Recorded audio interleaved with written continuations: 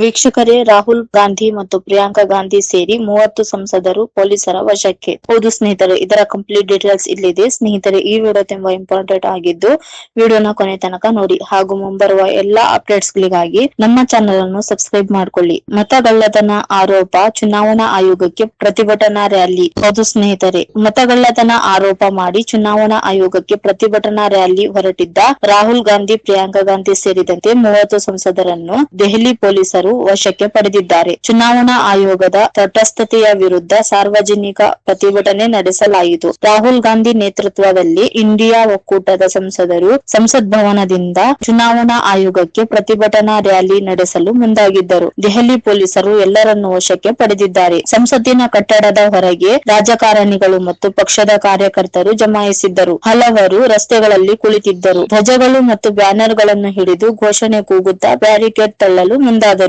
ಸಂಸತ್ ಭವನದ ಹೊರಗೆ ಭಾರೀ ಭದ್ರತೆ ಕಲ್ಪಿಸಲಾಗಿತ್ತು. ಪ್ರತಿಭಟನೆಗೆ ಅನುಮತಿ ಪಡೆಯದ ಹಿನ್ನೆಲೆ ಎಲ್ಲರನ್ನೂ ವಶಕ್ಕೆ ಪಡೆಯಲಾಯಿತು. 4-5 ಬಸ್ಗಳನ್ನು ನಿಯೋಜಿಸಿ ಬ್ಯಾರಿಕೇಡ್ ಹಾಕಿ ಪೊಲೀಸರು ತಡೆ ಹಿಡಿದಿದ್ದಾರೆ. ಇದಾಗಿತ್ತು ಇವತ್ತಿನ ಅಪ್ಡೇಟ್. ಮುಂದಿನ ಅಪ್ಡೇಟ್ ಗಳಿಗಾಗಿ ನಮ್ಮ ಚಾನೆಲ್ ಅನ್ನು ಸಬ್ಸ್ಕ್ರೈಬ್ ಮಾಡಿಕೊಳ್ಳಿ. ವೀಕ್ಷಕರೇ, ರಾಹುಲ್ ಗಾಂಧಿ ಮತ್ತು ಪ್ರಿಯಾಂಕಾ ಗಾಂಧಿ ಸೇರಿ 30 ಸಂಸದರು ಪೊಲೀಸರ ವಶಕ್ಕೆ. ಹೌದು ಸ್ನೇಹಿತರೆ, ಇದರ ಕಂಪ್ಲೀಟ್ ಡೀಟೇಲ್ಸ್ ಇಲ್ಲಿದೆ. ಸ್ನೇಹಿತರೆ, ಈ ವಿಡಿಯೋ ತುಂಬಾ ಇಂಪಾರ್ಟೆಂಟ್ ಆಗಿದ್ದು ವಿಡಿಯೋನ ಕೊನೆ ತನಕ ನೋಡಿ ಹಾಗೂ ಮುಂಬರುವ ಎಲ್ಲಾ ಅಪ್ಡೇಟ್ಸ್ ಗಳಿಗಾಗಿ ನಮ್ಮ ಚಾನೆಲ್ ಅನ್ನು ಸಬ್ಸ್ಕ್ರೈಬ್ ಮಾಡ್ಕೊಳ್ಳಿ. ಮತಗಳ್ಳತನ ಆರೋಪ, ಚುನಾವಣಾ ಆಯೋಗಕ್ಕೆ ಪ್ರತಿಭಟನಾ ರ್ಯಾಲಿ. ಹೌದು ಸ್ನೇಹಿತರೆ, ಮತಗಳ್ಳತನ ಆರೋಪ ಮಾಡಿ ಚುನಾವಣಾ ಆಯೋಗಕ್ಕೆ ಪ್ರತಿಭಟನಾ ರ್ಯಾಲಿ ಹೊರಟಿದ್ದ ರಾಹುಲ್ ಗಾಂಧಿ, ಪ್ರಿಯಾಂಕಾ ಗಾಂಧಿ ಸೇರಿದಂತೆ 30 ಸಂಸದರನ್ನು ದೆಹಲಿ ಪೊಲೀಸರು ವಶಕ್ಕೆ ಪಡೆದಿದ್ದಾರೆ. ಚುನಾವಣಾ ಆಯೋಗದ ತಟಸ್ಥತೆಯ ವಿರುದ್ಧ ಸಾರ್ವಜನಿಕ ಪ್ರತಿಭಟನೆ ನಡೆಸಲಾಯಿತು. ರಾಹುಲ್ ಗಾಂಧಿ ನೇತೃತ್ವದಲ್ಲಿ ಇಂಡಿಯಾ ಒಕ್ಕೂಟದ ಸಂಸದರು ಸಂಸತ್ ಭವನದಿಂದ ಚುನಾವಣಾ ಆಯೋಗಕ್ಕೆ ಪ್ರತಿಭಟನಾ ರ್ಯಾಲಿ ನಡೆಸಲು ಮುಂದಾಗಿದ್ದರು. ದೆಹಲಿ ಪೊಲೀಸರು ಎಲ್ಲರನ್ನೂ ವಶಕ್ಕೆ ಪಡೆದಿದ್ದಾರೆ. ಸಂಸತ್ತಿನ ಕಟ್ಟಡದ ಹೊರಗೆ